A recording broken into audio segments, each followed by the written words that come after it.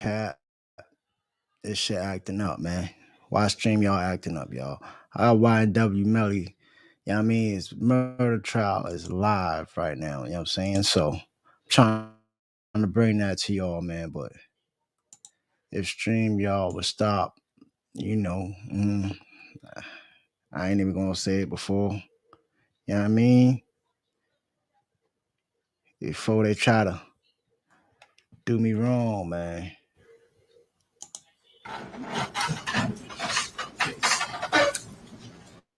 Very cross-examination of witness. Yes, sir. If you're ready, man. Thank you.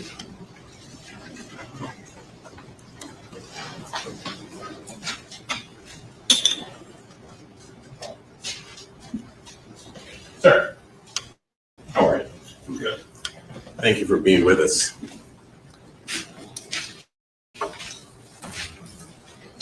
Just have a few questions to clarify. You began, let me start where you finished, about the trajectory analysis.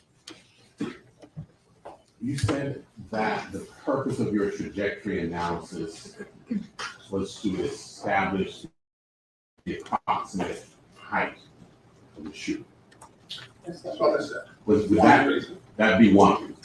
And the other would be to determine the flight path of the projectile in question. That is correct. Okay. So, may I, Your Honor? Yes. So, and you used string to do this? Strings and rods. Strings and rods, okay. The way that you use them is that you affix them to the bullet holes that you saw. Correct. To try and fix a string, we use like a glue tack. A piece of gum, essentially. Okay, so a good way to say it. Right. Easy go. So you took a piece of gum, and if I may approach, let us assume, would you step around here and help me out? Let us assume, for example, that this witness stand is the vehicle. Okay. And you perceive there to be a bullet hole at this location. Okay. So demonstrate for me, I know we got the bullet hole string affixed to the bullet hole with a piece of gum here. Tell me how you perceive from it. There's a bullet hole in the gum. The next very important item you need is a muzzle hole. A good bullet trajectory, you need 2 or 3 holes. Give you some idea of the fight. One hole is very difficult. You can't tell which way the bullet trajectory is coming in.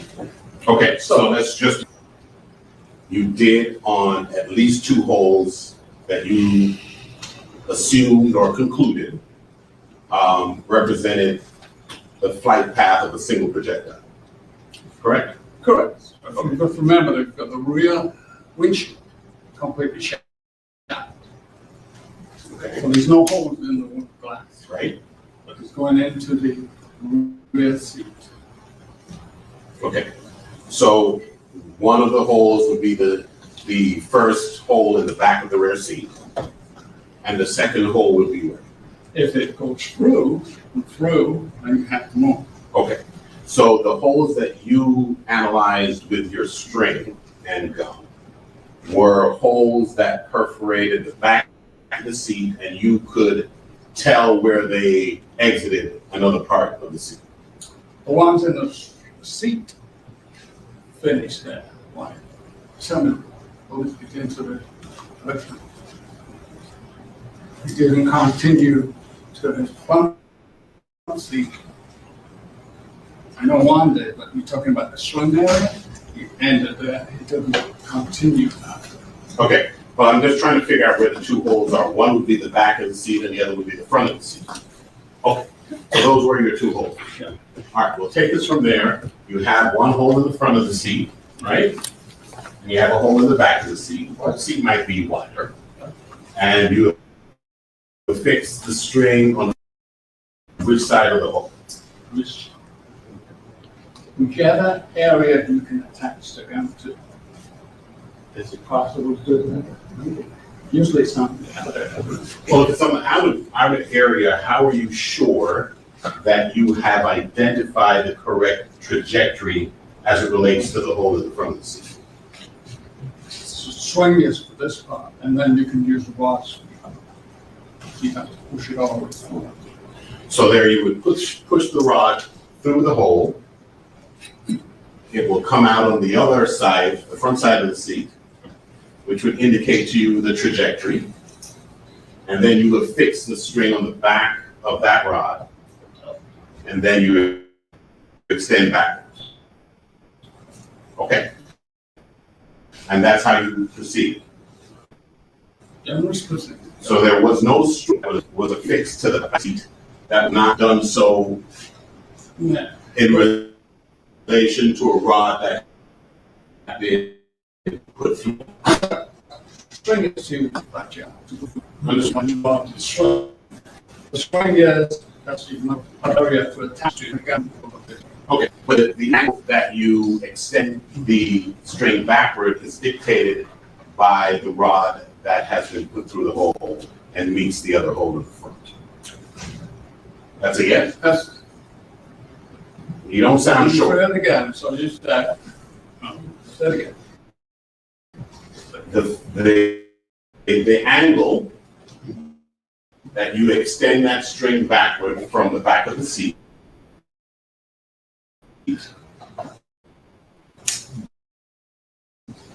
is dictated by the angle of the rod that has gone through that hole to the hole in the front. You're saying that the angle from the rod is dictated by the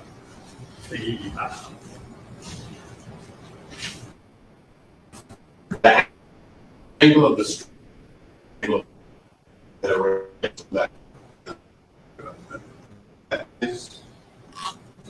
I'm not the expert. You tell me. Is that what? That kid. I'm sorry. That's my fault. No. I need you here. I am having failing recollection. This was a while back. But the angle of that string coming out, which you extended, would it not have to be dictated by the angle of the rod that you have placed in there? Would it have to? You can't make it. Bullets. No. Straight. Down and down. So if it's anything you have, the bullet ship. Flight pattern, no, this is one straight. I understand that. Okay. And I assume it's not. To try and determine from just two holes with no exterior. Okay. So you're up against a difficult task. Let's see that, right? And in performing that task, how, if you didn't dictate the angle that you extended that string backward by the rod that was placed inside, how would you know what angle to extend? You don't know exactly. How do you know it? It's Yes, an approximate angle, the height is what I'm looking for. But I mean, the height's dictated by two things. The angle that string extends backward and the location of the person who fired. Correct. Okay, so if I'm Shaquille O'Neal, Yes. I could fire from here and I would be up here. And if I were Gary Coleman, pardon me? Objection, counsel testifying. And if I were Gary Coleman, remember Different Strokes? If I was a short man and I was firing from here, it would create the same angle as it would if I were Shaquille O'Neal back here. Well, True or no, that's a very interesting thing, Okay. especially from a time. But you have to remember, people shoot. If it's normal, people expect people to shoot high level, right? But who knows when you're going to shoot again? You can shoot down here. You can shoot like this. So it's never, your theory, oh, it's got to be this way. It has to be this way. You don't know unless you've been actually there, witnessing the shooting and an angle of how the gun was held. So your theory is, I think it's possible. Right, you shot here, you shot there. Now, thank you. So, let me clarify. If I have two people, one is 4'8", one is 6'2". Let us assume, for purposes of my example, that they both are extending the firearm at the same angle from their bodies, from their respective bodies. Okay? Objection, Your Honor, lack of foundation, counsel is testifying. Which comes up?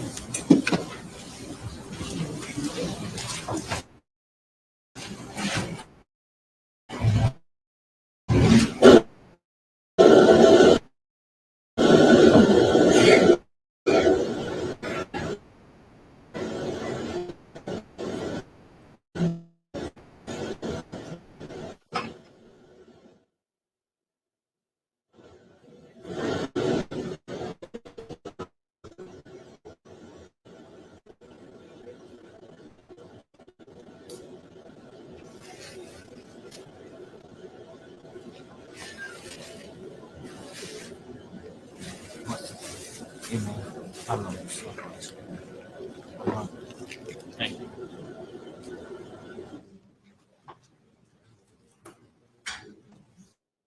moment.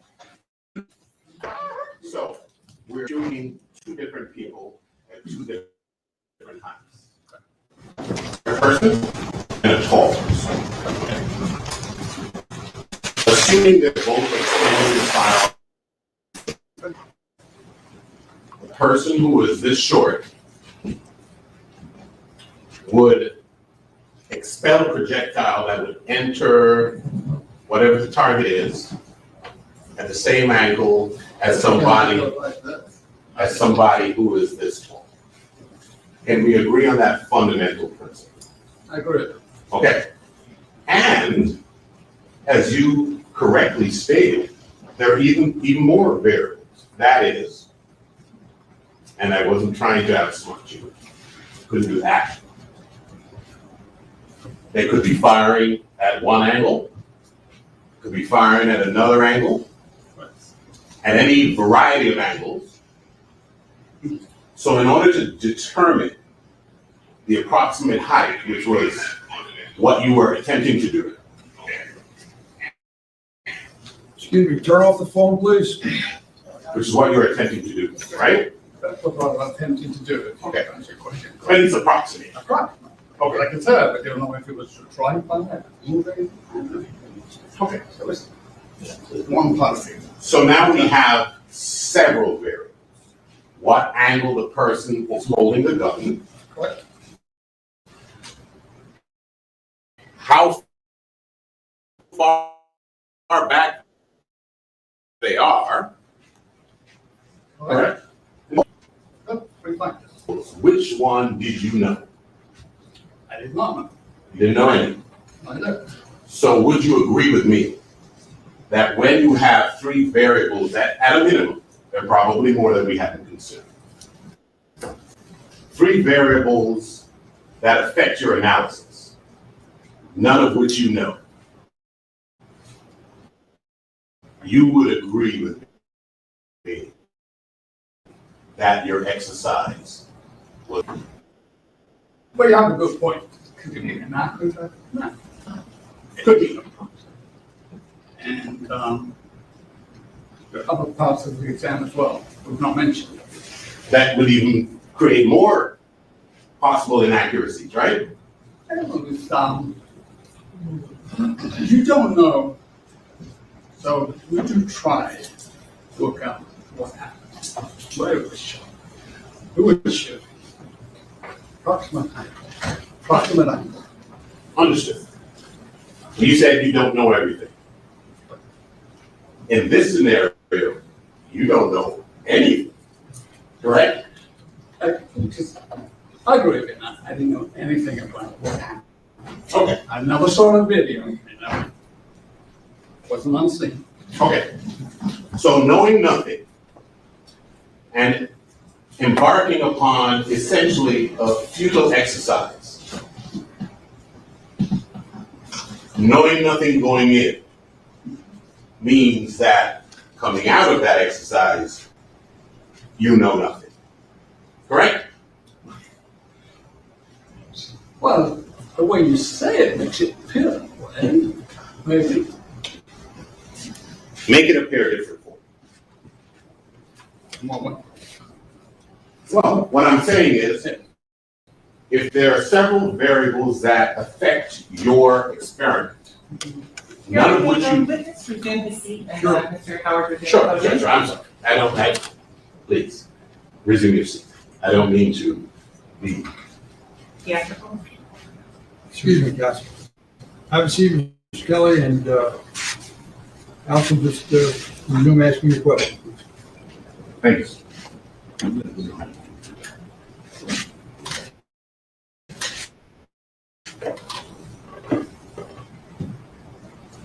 If you're engaged in an exercise that requires you to know certain factors, and you know none of them,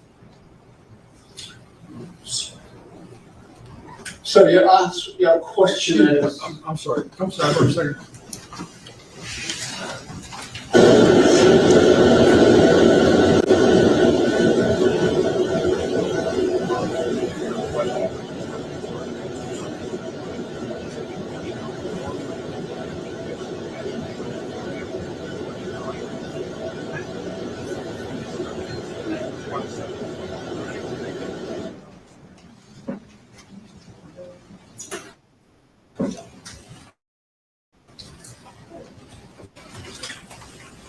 we have a court reporter who's trying to keep track. I don't want to talk over you, and I don't want you to talk over me, so we have a complete and accurate record, okay? Let me finish my question. If you're engaged in an exercise that requires you to know certain variables, and you know none of them, strike that. The exercise in which you were engaged requires you to know certain variables, correct? it does require you to, if you know the variable, it certainly will help you, yes. And if you don't know the variables, any of them, then you cannot perform an accurate test. It's difficult to perform the variables, correct? Okay. I just want you to change one word in that statement. It's impossible, not difficult. It's impossible. Objection arguments to Sustained. Okay, I'm sorry. Is it possible? Well, anything is possible.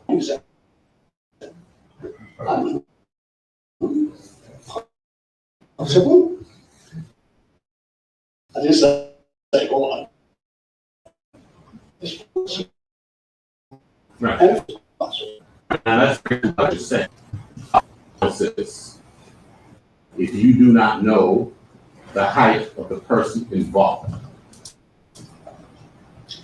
I disagree with you, because but certain trees doesn't always come down to height of issue, it's also angle. Okay. So if you know the distance at which the person was, and you know, right? It's possible, yes. And if you don't know the distance, and all you know is the trajectory, which you are approximating to begin. It's impossible to determine anything that's useful to an investigation. If the answer is yes, just say yes. Yeah, I disagree. I don't think it's impossible, in my opinion. You can say what you like. You can tell your children what you like. But you wasn't there. I wasn't there. You can say, oh, anything is possible. Maybe. But we still don't know exactly what happened.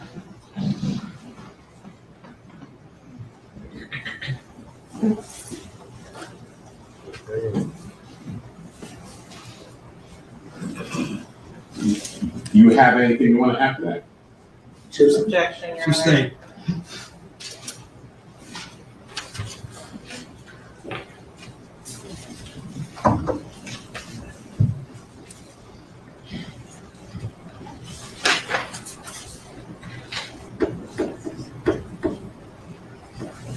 You also conducted, I believe, a swab of Mr. Cortland Henry's hands, did you not? Swab from his hands, you said.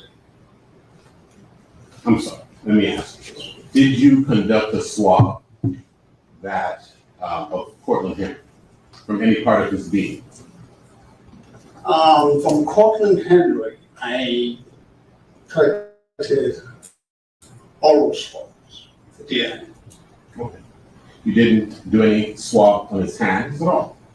We did the GSR collection. Okay, so that you don't refer to that as a swab? Correct. I'm sorry. So you did a GSR, you attempted to do something to his hand to determine whether or not he had GSR. The purpose of GSR will give you an indication if you fired a weapon or you've been in close contact when a weapon was discharged. And you conducted a test on site? Correct. Called presumptive test. A presumptive test. And you also sent, what is the thing that you sent back to the lab for the other test? That is the TriTech evidentiary gunshot residue collection kit for the scanning electronic microscope, which is valid in court. It's a scientific test. And your presumptive test showed negative. Correct. And you know that a lab test showed positive. Outside the That is scope, correct. objection. Sustained.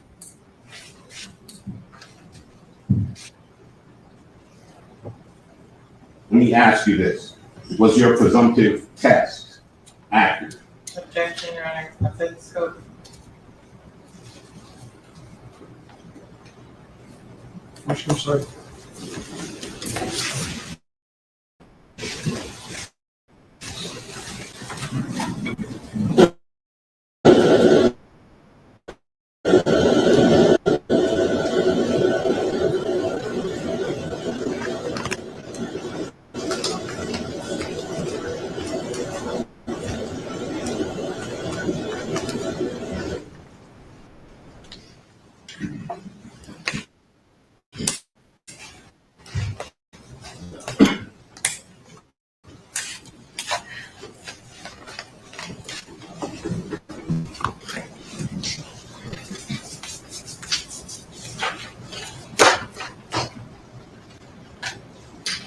You did a analysis, you tell us.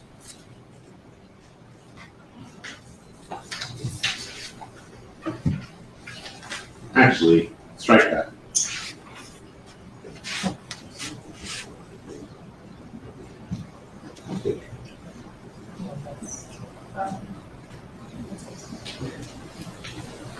May I approach, Your Honor?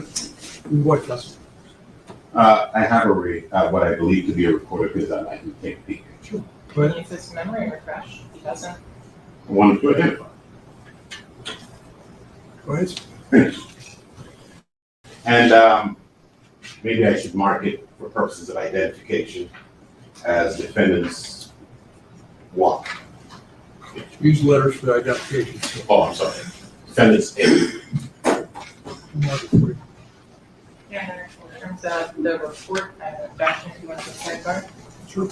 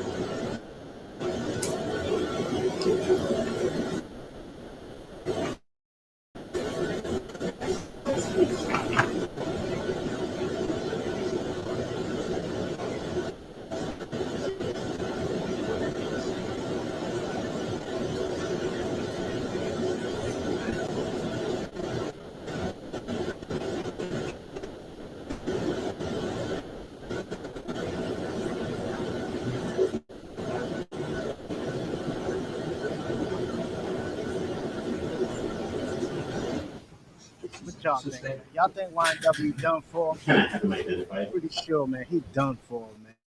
Correct. Thank you. My God, done for. They have nothing. Sure, we have,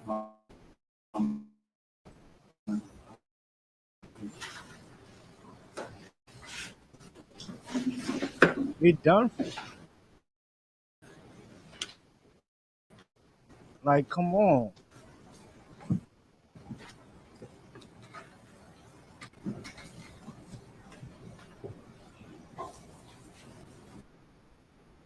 Man, for real.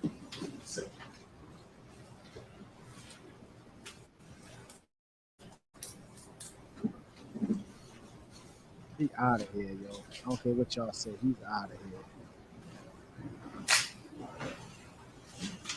Like, he had plenty of homies that probably could have did that for him, yo. Okay. May I, gentlemen? I'd like to approach you, sir, and show you what I've had marked as defendant's exhibits for identification purposes only, A and B. And I want you to tell me if those are both parts of reports that you authored.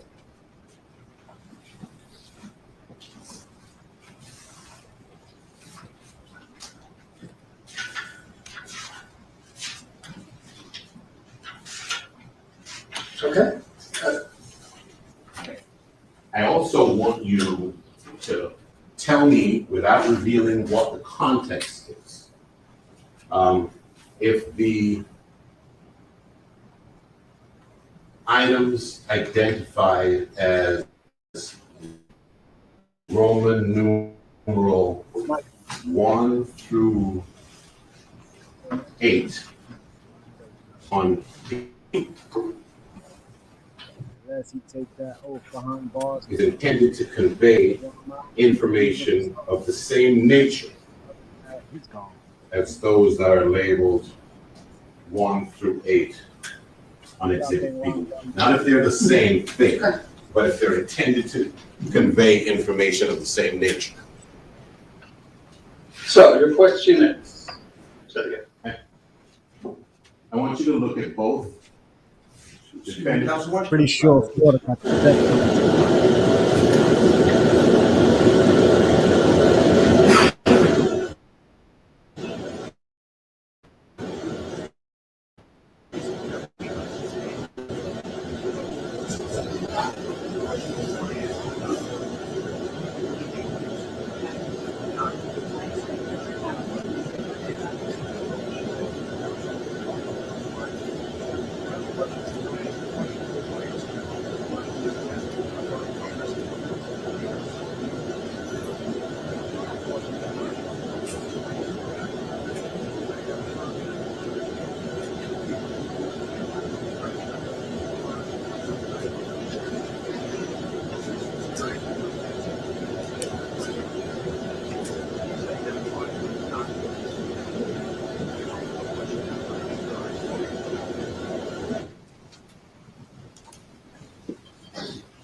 Do it up.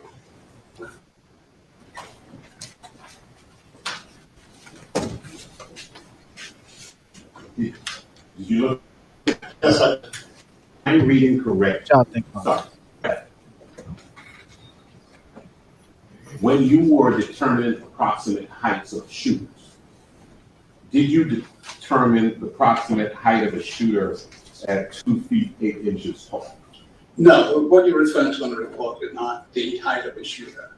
That is, the bullet holes on the passenger side of the door was the actual measurement from the ground up to each bullet hole. It's just to show the height. Okay. Nothing to do with bullet flight. Okay, that's what I wanted. And I can explain, as I'm trying to explain to the jury, you need 2 to 3 bullet holes through 1, 2, 3 to give you some indication.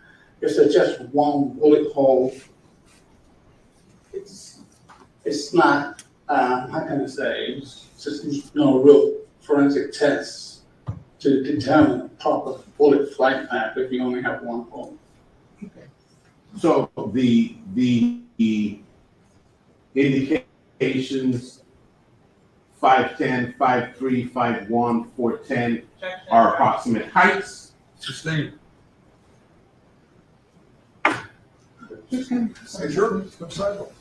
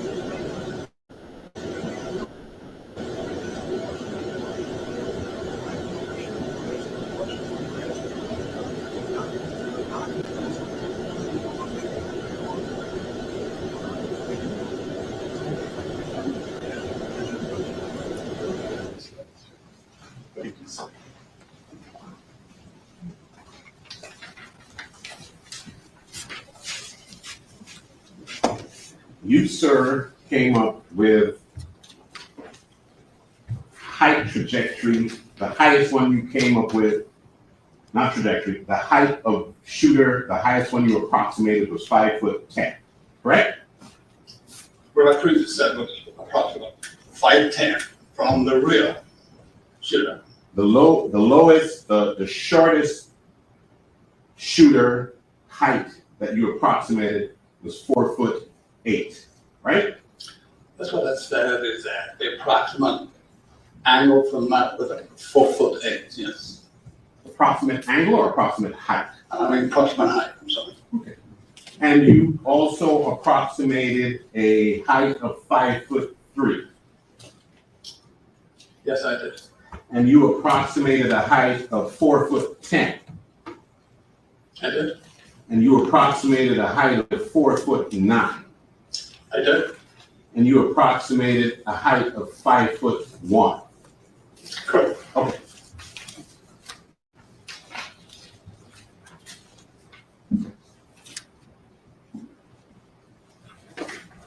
Let's get back now to the blood analysis or swabs. Strike that. The blood observations you made on the clothing that belonged to Cortland Henry. Okay. You analyzed a sweatshirt and a t-shirt, right? Well, I would call it a hoodie. A hoodie. Okay. A hoodie T-shirt. and a t-shirt. Correct. And you found any blood on the hoodie? No. Not on the hoodie. But Underneath the hoodie.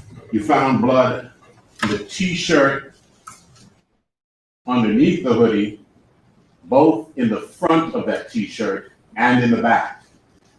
That is correct. Okay.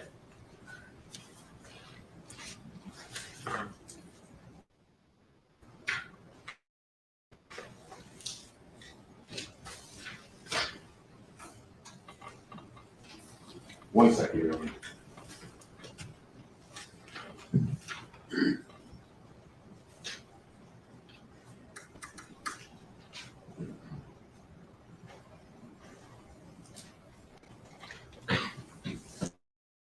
Was there ever a time that you went inside the vehicle Which and the pictures that you took? when I was at the hospital, I didn't go inside of the Jeep at that time. Okay, so you never retrieved any of the items from inside? That's correct. I did not retrieve anything inside the Jeep. The only reason and only time that you went inside is when you were sticking your gum and string on the seat, right? The only time I really went inside that Jeep was when we had the search warrant. Yes. And you were telling us that in your report, you typically document the fact that you change gloves, Say it again. You said it's fine that that you change latex gloves, but you don't necessarily document each time that you do. I find it difficult to put in a report every time you change gloves, like every time you open a door or so forth. So I usually put in the body of my report. I change gloves frequently for each item I change. Okay. As opposed to listing, I change the glove for this item. I extend it, I handle this, and I change the glove for this one, and so forth. So make it more clear, concise, just easier to say, logical to say, I change my glove frequently every time I handle a piece of evidence. So the way that you frame course is that I change my gloves frequently to indicate that you're changing it several times. Correct? Correct. Well, but I think there's something else to say. The purpose is so we don't create any kind of contention. It's not on any of the evidence. This was my favorite. Why? To change the last one. I don't touch the evidence with my bad. Another way that you can contaminate evidence, as opposed to putting your own DNA and fingerprints on it, is by transferring DNA from one item that you are handling to another. Correct. That's called cross-contamination. And the way that you avoid that is when you handle one item, you use one set of gloves, right? Correct. And then when you're gonna handle another item, you change gloves so as to ensure no cross-contamination. That is the general procedure, crime scene work, handling evidence. Okay, and it's not only a general procedure, it's a necessary procedure, or you could engage in cross-contamination. Of course, it's crucial you don't contaminate evidence. So if you find, for example, and you're a supervisor Correct. in this area, right? Okay. So if you find, for example, a number of articles in the same location, is it still proper, each item? Difficult to say. I know myself, I change my gloves, even though it's in the same area. And why do you do that? I don't want to create any cross-contamination. It's why I want to go to a scene where I've got my box, like, we change. We go quickly. And something else. About the cross. It's over for you. Changing gloves. Thank you. Nothing further. Thank you, sir. Is there any redirect? Briefly, with regards to the trajectory rod grant, the heights of units, documenting the height of the trajectory was coming out of the back window where the back window would have been if it was still in place. Correct. Nothing. Is what this excuse? Yes, sir. Thank you very much, sir. You may step down. You're excused. Yeah. Sir.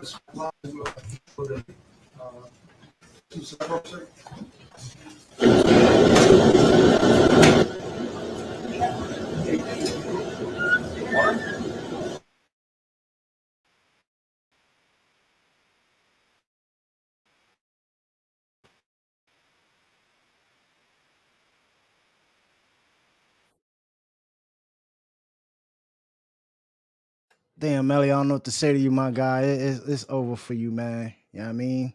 It's a done deal for Melly, man. You know what I mean? What y'all think, man? Y'all think Melly still got a stand a chance, or it's over for him? Me personally, I think he's done, man. He's done. There ain't no coming back from this. You know what I mean? So y'all already know, man. It's Mr. UKNOOo TV. Leave y'all feedback in the comment section. Excuse me. In the comment section, let me know what y'all think about this. Make sure to like and hit that subscribe button. You feel me? But y'all already know what it is. It's Mr. UKNOOo TV out.